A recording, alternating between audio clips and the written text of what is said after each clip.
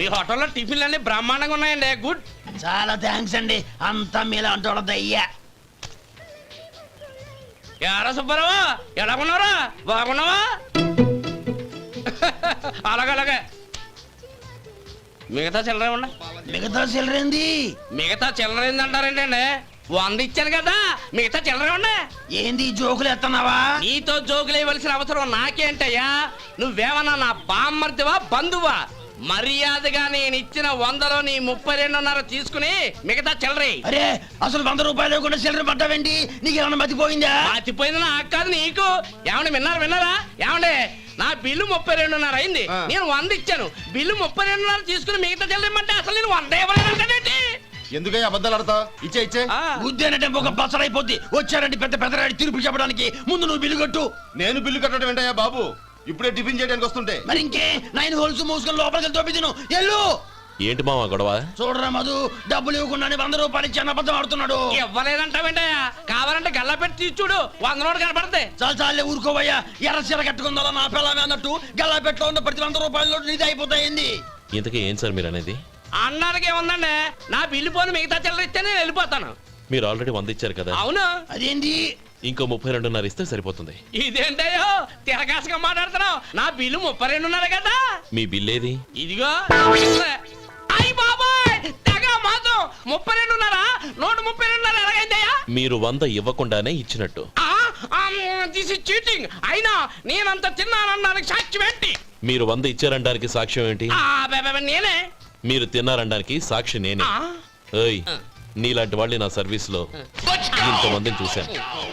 అనవసరంగా గొడవ ఎందుకు కానీ మర్యాదగా కట్టేసి వెళ్ళు. తప్పదా? తప్పదు. ఇవ్వకపోతే మెడ తిప్పేస్తాను. సార్ నా దగ్గర డబ్బు లేవు సార్. ముందు చెయ్యదులు. ఇది ఎంత ఉంటుంది? నాకేం తెలుసు. ఇది కొట్టేసిన బాబతేనా? నాకు ఎట్టా ఉంది? బాగుంది. అయితే నువ్వు వెళ్ళు. వెళ్తానండి. ఏయ్, ఇలాంటి చౌకబారు వేషాలు ఇంకెక్కడా వైకు. కాళ్ళు చేతులు తీసేస్తారు. అలాగేనండి. ఒరే సొంటి, మధుకి వచ్చే నెల నుంచి నెలకి జీతం 100 రూపాయలు పెంచా.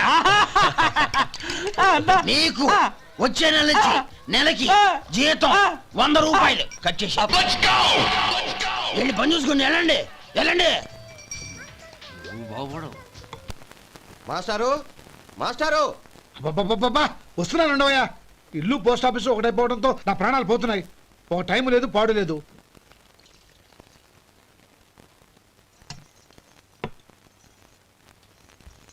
ఏమండి, సాయంత్రం అమ్మాయిని చూసుకోవడానికి పెళ్లివారు వస్తున్నారు. అయితే మర్చిపోతారేమోనని. ఎందుకు మర్చిపోతాను? ఇది 36వ సంబంధం. వాళ్ళందరికీ నచ్చంది వీళ్ళకి మాత్రం నచ్చుతుందా? మర్చిపోతాను. ఏంటో కంగారు? వస్తున్నాను కదా. ఏం కావాలి? 2 ఇంగ్లాండ్ కవర్లు, 2 కార్డులు రండి.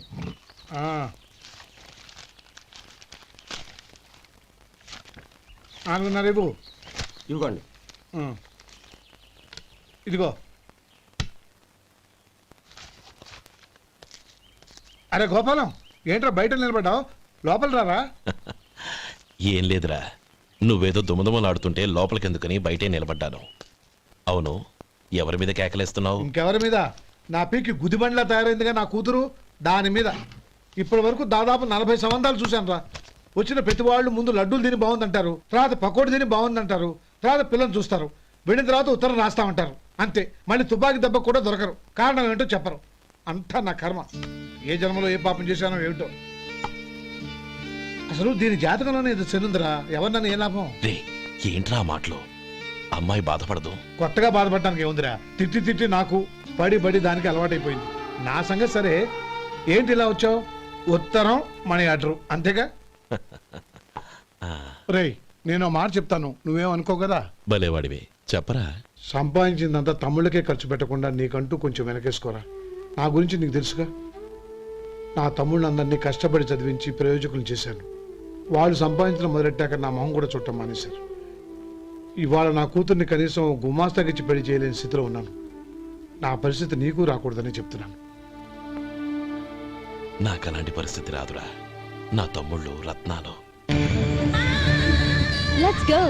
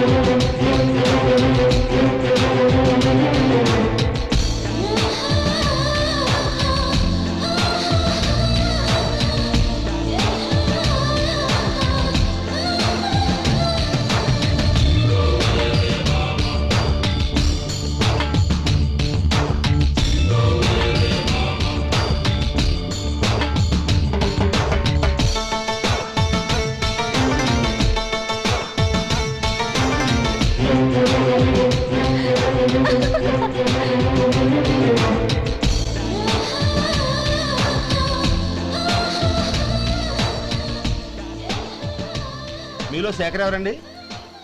నేనే. ఏ? మీకు మనీ ఆర్డర్ వచ్చింది. ఇక్కడ సంతకం పెట్టండి. ఉమ్. రే మధు, అరే శంకరం బాబాయ్ మీరా? ఆ. రే ఓ స్పెషల్ టీ బై రండి కూర్చొని మాట్లాడుకుందాం. అలాగే. ఏంటి ఇలా వచ్చారు? ఏం లేదురా, ఆ. పట్టణం నుంచి పెద్దోళ్ళు ఎవరో వచ్చారు. మన ఊళ్ళో ఏదో ఫ్యాక్టరీ పెట్టబోతున్నారంట. తోట బంగ్లాలో దిగారు. సరే. వాళ్ళకి ఒక డ్రైవర్ కావాలంట, అందుకోసం వచ్చాను. ఆహా. అవును, అంతకు ముందు నువ్వు మోటార్ ఫీల్డ్ లో పనిచేసావు కదా, నీకు తెలిసిన డ్రైవర్ ఎవరైనా ఉన్నారా? జీతం ఎంత ఇస్తారు బాబాయ్? 2000 దాకా ఇస్తారు. అయితే ఎవరో ఎందుకు నేనే వస్తాను. ఏంటి, నీకు డ్రైవింగ్ కూడా వచ్చా? మనకు రాని పనుంటే ఏముంది బాబాయ్, తీసుకోండి. జనార్దన్ సార్, మనం కట్టబోయే ఫ్యాక్టరీ సైట్ చూడటానికి ఇంజనీర్లు వస్తున్నారు కదా సార్.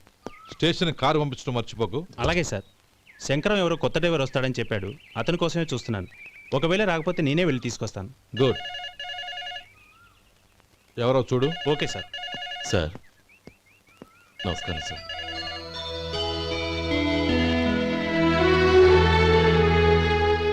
నువ్వు గోపాలరావు తమ్ముడు కదూ? అవునండి. నేను ఆ రోజే మీ అన్నయ్యతో చెప్పానే, పెళ్లి విషయంలో నా నిర్ణయం మారదని. ఎందుకు వచ్చావు? నేను అందుకు రాలేదండి. మీకు డ్రైవర్ కావాలని శంకరం బాబాయ్ చెప్పారు, ఆ పని కోసం వచ్చాను. ఓ ఐ సీ. లైసెన్స్ ఉందా? ఉందండి. ఓకే, ఆ కార్ తీసుకుని స్టేషన్కి వెళ్ళు. నీ కూడా మా పిఏ వస్తాడు. అలాగే సార్. ఇంకో విషయం, నువ్వు ఎవరివి ఏమిటన్నది ఎట్టి పరిస్థితుల్లోనూ మా అమ్మాయికి తెలియకూడదు. అర్థమైందా? అలాగే సార్. వెళ్ళు.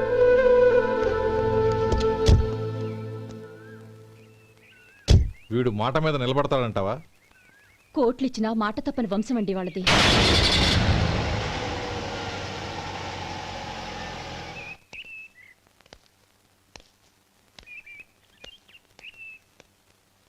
నానమ్మ బియ్యం అక్కడ లేవే, ఇక్కడ ఉన్నాయి. ఆ మాత్రం నాకు తెలీదా? కింద పడ్డ బియ్యాన్ని ఏరుతున్నాలే. అవును, పొద్దెక్కింది, మీకు భోజనాలు వడ్డించమంటారా? సుబ్బారావు గారి దారిలో కనిపించారు నానమ్మ. ఆయన భోజనానికి పిలిచాను. ఆయన వచ్చాక అందరం కలిసి భోజనం చేస్తాం. అలాగేలే.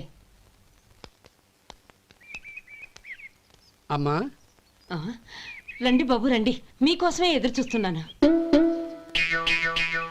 ఏమిటి బాబు ఆలోచిస్తున్నారు? ఇది మీ సొంత ఇల్లు అనుకోండి.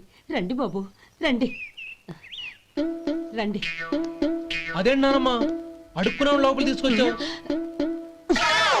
ఎవరు అడుక్కునేవాడు? ఆయన మన అతిథి. అతిథికి సేవ చేసుకోవడం ఎంతో పుణ్యం. అతిథి దేవో భవ అన్నారు, ఎప్పుడు వినలేదా? నీకు ఇష్టం లేకపోతే చెప్పు, పంపించేస్తాను. అంతేగాని అడుక్కునేవాడు బిచ్చగాడని నువ్వేమో అవమానం చేయక్కర్లేదు. మీరు రండి రండి. అమ్మా భిక్ష వేయండి అమ్మా. చే వేదవ సచ్చినాడా, అమ్మా భిక్షమయ్యని ముందే అనుంటే అసలు నేను లోపలికే తీసుకెళ్లేదని కాదు. అమ్మా అని అంతటితో కట్ చేసావు. పావతలకి మళ్ళీ చుట్టుపక్కల కనబడ్డావో కాళ్ళు చేతులు విరగొడతాను, జాగ్రత్త. రే ఎక్కడున్నావురా? ఇక్కడ ఉన్నానమ్మా. నేను బియ్యం ఎక్కడ ఆరబోసాను? ఎంత పోసారమ్మా? నన్ను అక్కడ తీసుకెళ్ళు. మరి భిక్ష పెడతారమ్మా? ముందు తీసుకెళ్ళరా చెప్తాను. రండమ్మా, ఆ. రండి రండమ్మా. ఇదిగో అమ్మా, బియ్యం ఇక్కడే ఉన్నాయి. అబ్బో నాకు తెలుసులే. అమ్మా బిచ్చం వేయండి అమ్మా. ఒరే ముందు నా కర్ర ఎక్కడుంది, అందుకోరా ఇలా. ఆ? ఇదిగోండి అమ్మా. ఏమడిగా? బిచ్చం అమ్మా. భిక్షమా? భిక్షం కావాలండి, భిక్షం భిక్షం. పొద్దున్నే నా పరువు తీసావు కదరా, పరువు తీసావు కదా. భిక్షం అంట భిక్షం. నానమ్మా. మళ్ళీ వచ్చాడు. ఇందాక అమ్మ అన్నాడు, ఇప్పుడు నాన్నమ్మ అంటున్నాడు. గుర్తుపట్టలేననుకుంటున్నాడేమో. చెప్తాను వీడి పని. ఒరే ఇలా రారా. ఏంటి నానమ్మా? దగ్గరికి వచ్చావా? వేదవ సచ్చినోడా, దొంగ వేదవ. ఒక్కసారి నన్ను మోసం చేసింది చాలు. గొంతు మార్చి నాన్నమ్మ అని మళ్ళీ మోసం చేస్తావా? ఎలా? నేను గుర్తుపట్టలేదనుకున్నావా? మళ్ళీ ఇటు పక్క వచ్చావా? కాళ్ళు విరగ్గొడతాను, జాగ్రత్త. నానమ్మ వాడు ఎవడనుకుంటున్నావు? మన సొంటిగాడు. నాకు తెలియదేంటి? వాడు చేసిన ఏదో పనికి కొట్టక ముద్దెట్టుకుంటారా? లే గోపి, ఎందుకైనా మంచిది నువ్వు ఇక్కడే ఉండు. ఆ సుబ్బారావు గారు వచ్చినా ఇదే సన్మానం చేయగలదు. అలాగే అన్నయ్య.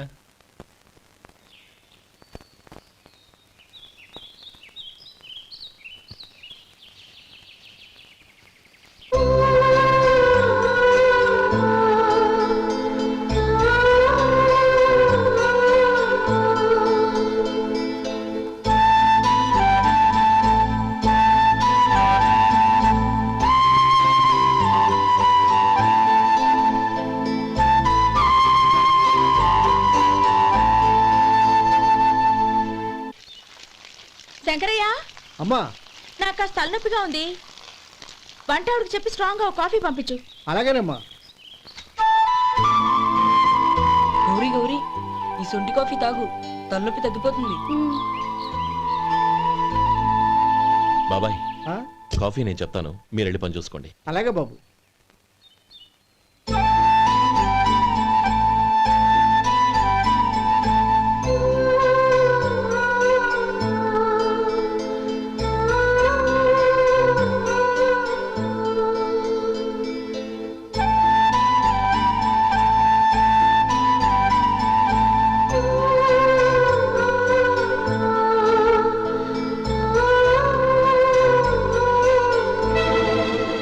ఏయ్, ఎవరు నువ్వు? నేను కొత్తగా వచ్చిన డ్రైవర్ని. మీరు కాఫీ కావాలన్నారంట, తీసుకొచ్చాను. బుద్ధి జ్ఞానం లేదు. లోపలికి వచ్చేటప్పుడు తలుపు కొట్టి రావాలని తెలీదు. క్షమించండి, పొరపాటు అయిపోయింది. సరే సరే, అక్కడ పెట్టేళ్ళు.